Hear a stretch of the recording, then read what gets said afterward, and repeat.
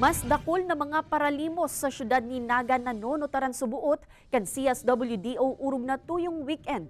Alagad an mga ini, bako man residente kan syudad kundi hali sa pagtaraid na banwaan.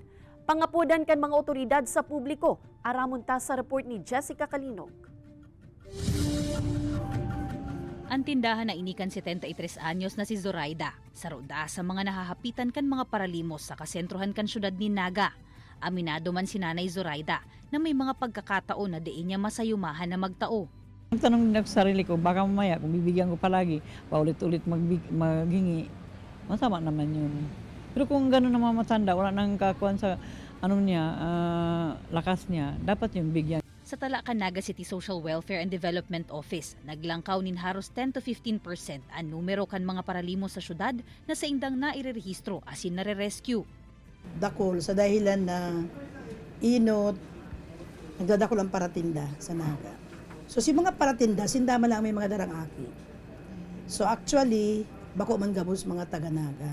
So ang aki man na daraninda, pag nakakahiling ni mga aki nagpapalimos, karon na aruman.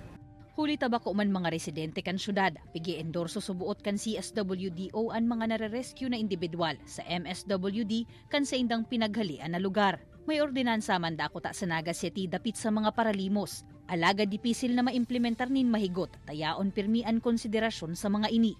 Dahil na siya mawawala. Pero kung maiidukar lang ang mga ang publiko na yan po ka mo maglimos, kung gusto man nindo maglimos, kung may maghagad man, tawan ningin kayo. Kung mayo na subuot ni nagtataonin limos, dakula man ang posibilidad na kusa na sanang mawaraan mga paralimos. Igwa manin mga programa ang mga lokal na gobyerno sa inmang lugar sa nasyon na pwedeng magtaong programa sa mga nangangaipuhan na daing nakaipuhan pa na maglimos nin tabang. Kaibanan si Gerald Gandia, Jessica Kalinog, Balitang Bicolandia.